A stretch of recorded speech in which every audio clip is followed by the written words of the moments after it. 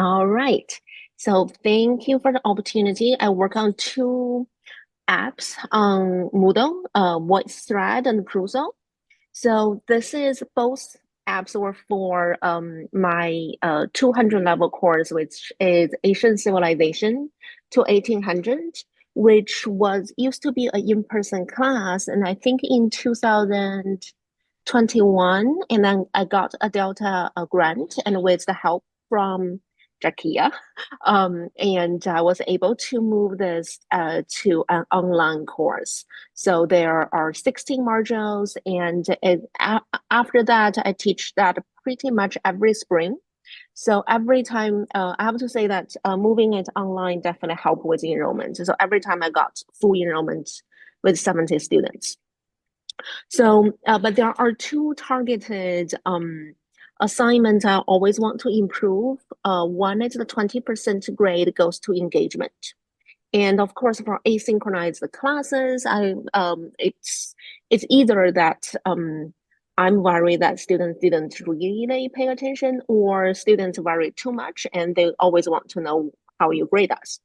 And another 10% is on book discussion, which I usually hope that they can orally present that instead of writing an article. So because of to target those two assignments, I applied for this express grant, and the goal are basically twofolded. One is help to enhance this virtual community building, and two is ensure the engagement with readings. So as you know, historians loves readings. So we want to make sure our students also do the reading.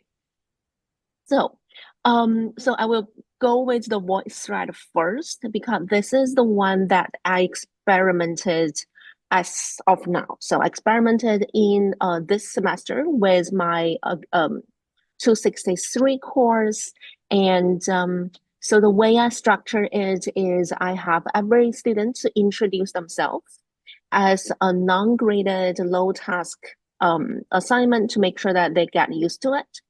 And then I have students sign up for one of the three books, and each book have like 24 slots, and then they do a 10-minute book discussion video. So the screenshot here is, I think, the second book. It's on the Genghis Khan and the making of the modern world. So the benefits are several. The first one is I used to use Flipgrid when I first started the online platform, and Flipgrid was what stopped. So I need an alternative plan. And the way that I like VoiceThread is accessible from Moodle, so the students don't have to scan the code to log into Flipgrid, and then they have to go back and forth. And then another good thing is the students can choose to have a slide or not, and they can choose to show their face or not, and there are different formats they can choose, which I really like. And I also like how they can comment on each other's assignment, because we do consider that into their engagement. And we usually, each student's assignment usually get about 4 to 5 responses, which I think is pretty good. But some of the reflections I noticed is one, after I look through the student gallery, I found, okay, maybe next time I should at least require at least one slide from each student, which does look more professional. And the second thing is, I don't know the reason, but students often encounter some technical issues. Those included, like they cannot upload their or like save or submit the video they made. And it's also very common that they thought they have submitted, but on my end it's marked as completed but not yet submitted.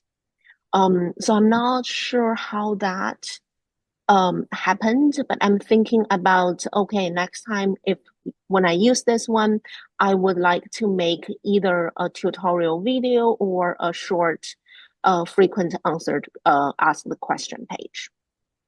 But as for grading, I have to say I like the VoiceThread grading on Moodle much better than grading Flipgrid. My TA graded this. I haven't heard any complaint, and it's pretty straightforward, I would say. Right. So plan for future, as I mentioned, I would consider making a student tutorial video to make things more straightforward. I was also thinking about try different assignment formats, like have students comment on one video as a watching observation in replacement of a watching observation. And the two is I'm still learning how to do group student discussion, and Michael and Dajaya helped explain that a little bit. And I was thinking, okay, maybe I should give it some hands-on experiment. Right, so that is about a VoiceThread. And the second one, Perusall, is which I actually hope to start this summer, also in the same course. And I've heard about Perusall from my colleague, Dr. David Ambrose. I think he was actually responsible for introducing this app to Delta team at the first place. And I was, because one thing, even for in-class, in-person classes, one difficulty is to make sure all students do the readings. So for smaller classes, I can require a reading observation. But for 70 students, I really don't think I have the bandwidth to keep track of that. So I started creating my Perusall library and found some benefits that I hope would be realized to make sure students do the reading, of course, and also they can do some collaborative reading. So I would divide this class into group of five, so they have a sense of group, but also they won't. But the space of the article will allow 5 people to comment on that at the same time. I also really like how it allows the creation of multimodal assignment. So I can combine PDF, videos, and website into one booklet. And another good thing is, I should put a question marker there, is I know there's an AI did grading, which I think would be helpful. I'm not sure how good the grading will be, and I will find out this summer. And I also would like to hear from you all if you have used this before. So some things I'm working on right now, and I discussed with Michael and Ajaya in the last week, is I found the rubric gives me a lot of flexibility, and also it took me a long time to get familiar with, so I'm still playing with that. I also need to build a deep link into each module, so which is making the user using experience more friendly. And I'm also thinking about having a tutorial video to make sure the students know my expectation, like how many comments they were expected to make, things like that. So that's my current working plan. Oh, looking forward. 2 days ago, I think Monday, I found this email in my email box. I'm thinking, okay, I think I should take advantage of this why reading matters to the future of learning to see how other people did. And hopefully this can help the summer course to be a more pleasant and smooth delivery. All right. So before I end, I want to say thank you so much for the two experts who makes the learning curve less difficult.